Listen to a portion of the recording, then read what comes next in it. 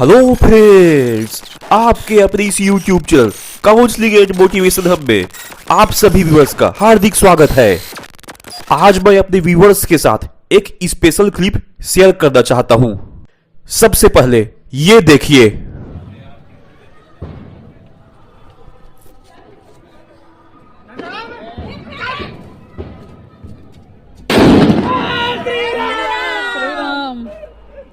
जय श्री राम। आपने अभी जो इस क्लिप में देखा, ये है कट्टर राम भक्त दुबे महाराज। अब हम बताते हैं कि इस कट्टर राम भक्त में इतना साहस आता कहां से है कि ये इस प्रकार से कर सके। इनका कहना है कि राम इनके कण कण में बसे हुए हैं। इनका कहना है कि राम इनका पल पल ख्याल रखते हैं, तो फिर इस प्रकार की हरकत करने से डरने की क्या जरूरत है। इनका कहना है कि राम भगवान में पल पल तो ख्याल रखते ही है, इसके साथ ही देश की गवर्नमेंट ने हमारे 500 साल पुराने सपने को पूरा किया है, अर्थात मंदिर हम वही बनाएंगे जो हमारा सपना था। वो सपना आज पूरा हो चुका है।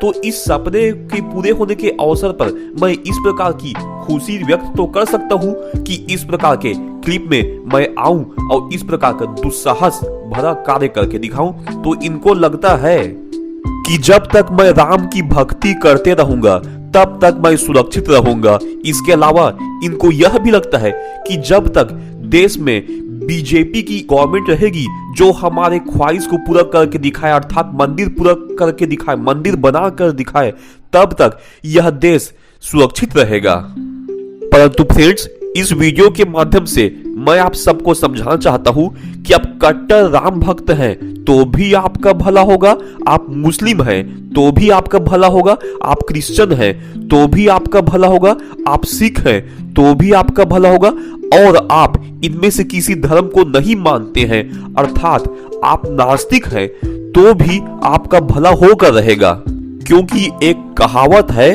वो कहावत इस प्रकार से है, जो दे उसका भी भला, जो ना दे उसका भी भला।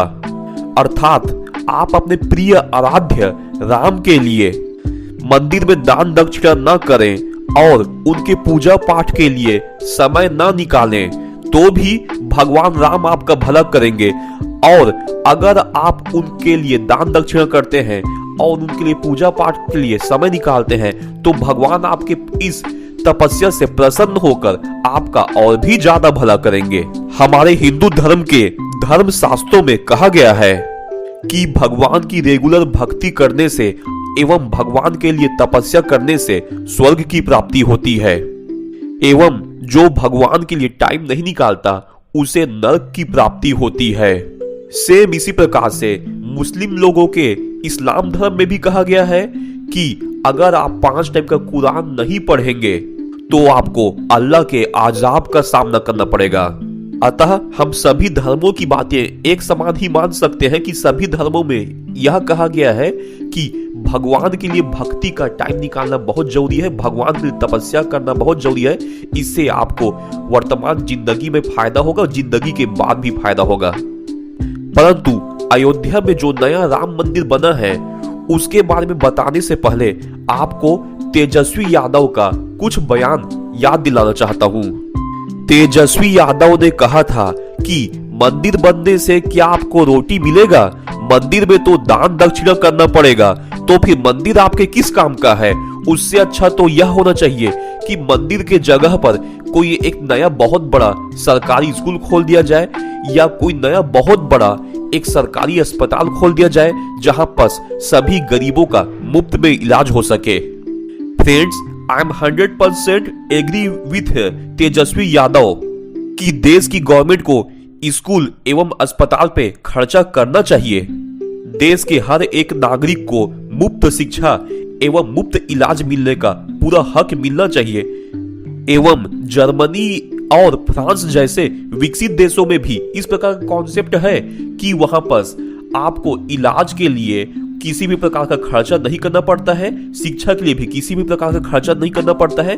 अपने इस प्रकार के कॉन्सेप्ट के जरिए ये यूरोपियन देश बहुत आगे बढ़े हुए हैं। इसी प्रकार से कॉन्सेप्ट भारत में भी लागू सरकार के द्वारा 100% किया जाना चाहिए।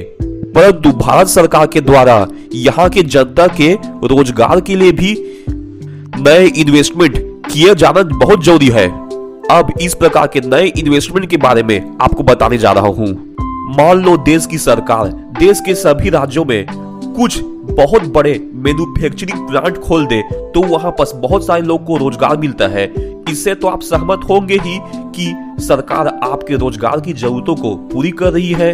सेम इसी प्रकार से अगर सरकार इंफ्रास्ट्रक्चर डेवलपमेंट करे तो उससे भी कई प्रकार के काम पैदा होते हैं, इससे भी बहुत सारे रोजगार पैदा होते हैं। आप भी इस बात से सहमत तो होंगे ही। यहाँ पर देश की सरकार को बहुत बड़ा इन्वेस्टमेंट करना पड़ता है इस प्रकार के प्रोजेक्ट को लागू करने के लिए, अर्थात न्यू प्लांट्स खोलने के लिए एंड न्यू इंफ्रास्ट्रक्चर डेवलप करने के लिए।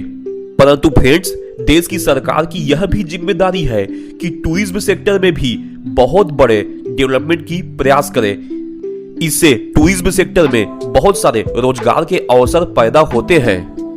अयोध्या में अभी 22 जनवरी 2024 को जिस नए राम मंदिर का उद्घाटन किया गया है वह तेजस्वी यादव के आर्ग्यूमेंट्स का मुंह तोड़ जवाब है।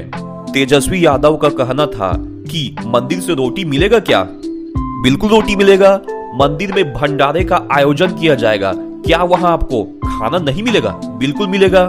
और आप नास्तिक हैं और मंदिर में खाना खाना नहीं चाहते हैं तो भी आपको रोटी ना सही आपको मंदिर से रोजगार की भी प्राप्ति होगी। अब वो बताता हूं कैसे। फ्रेंड्स, आप अगर कट्टर राम भक्त नहीं हैं या फिर नास्तिक भी हैं तो भी आपको बताना चाहता हूं कि मंदिर किस प्रकार के आपके रोजी रोटी के गुजारे में सहयोग करेगी।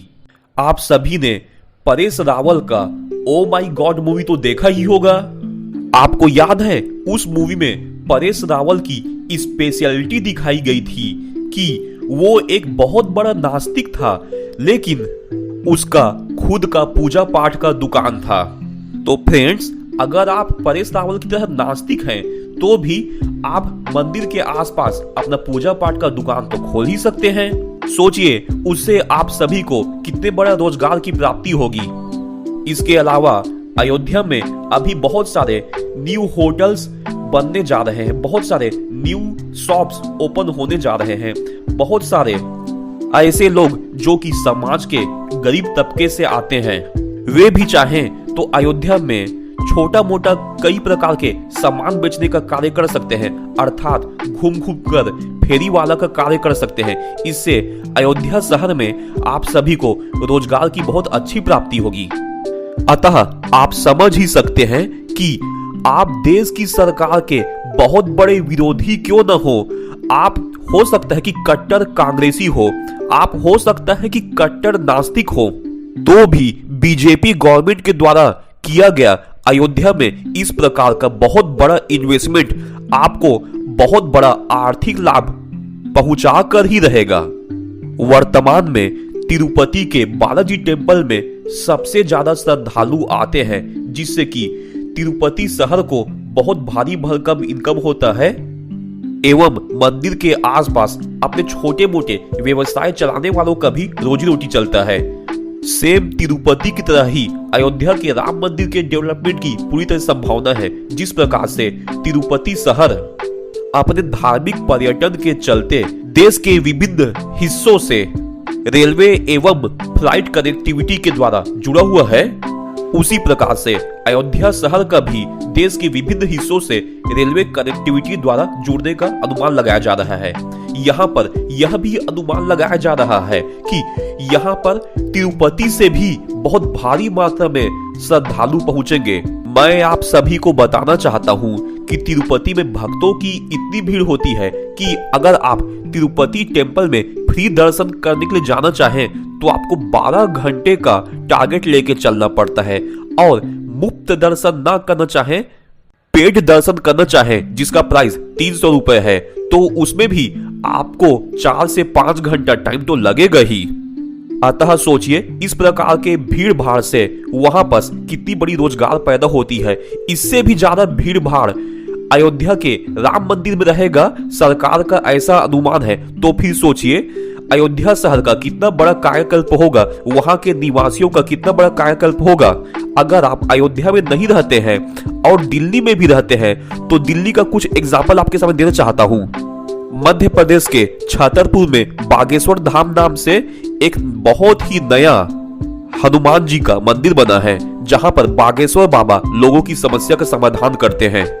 यह एक छोटा सा गांव है, लेकिन इस छोटे से गांव में भी दिल्ली शहर के बड़े बड़े व्यवसायी यहाँ पर आकर अपना न्यू होटल खोलना चाहते हैं, अपना न्यू ढाबा खोलना चाहते हैं।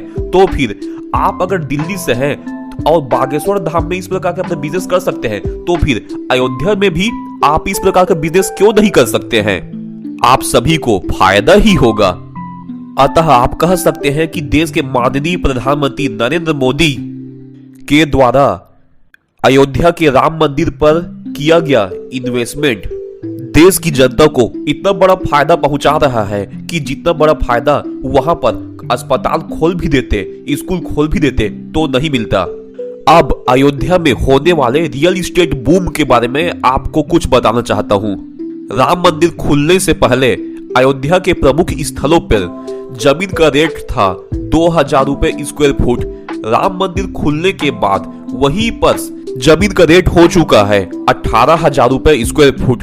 आने वाले 5 सालों के अंदर यह रेट 1 लाख रुपए स्क्वायर फुट तक जाने की संभावना है। अतः अगर आप नास्तिक हैं तो भी अयोध्या में होने वाले इस प्रकार के रियल एस्टेट बूम की आपको फायदा जरूर मिलेगा। एवं अयोध्या में बहुत सारे ऐसे मुस्लिम भी होंगे और बहुत सारे ऐसे कट्टर कांग्रेसी भी होंगे जो कि अपने पुराने जमीन को बेचना चाहते हैं। उनका भी जमीन आज बहुत ऊंचे प्राइस पर बिक गया, तो भी उनको मानना तो पड़ेगा कि देश की सांप्रदायिक बीजेपी की सरकार के द्वारा इस प्रकार के उठाए गए कदमों से उनको बहुत बड़ा आर्थिक लाभ पहुंच रहा है। अतः इस वीडियो के माध्यम से मैं देश की बेरोजगार जनता एवं गरीब जनता को यह संदेश देना चाहता हूं कि आप अयोध्या में अपना कुछ छोटा मोटा व्यवसाय करना चालू कीजिए। और देश की करोड़पति जनता को भी मैं कुछ संदेश देना चाहता हूं कि आप अयोध्या में जाकर अपना आलीशान होटल खोलिए, आलीशान ढाबा खोलिए। एवं इन्वेस्टर्स को यह कहना चाहता हूं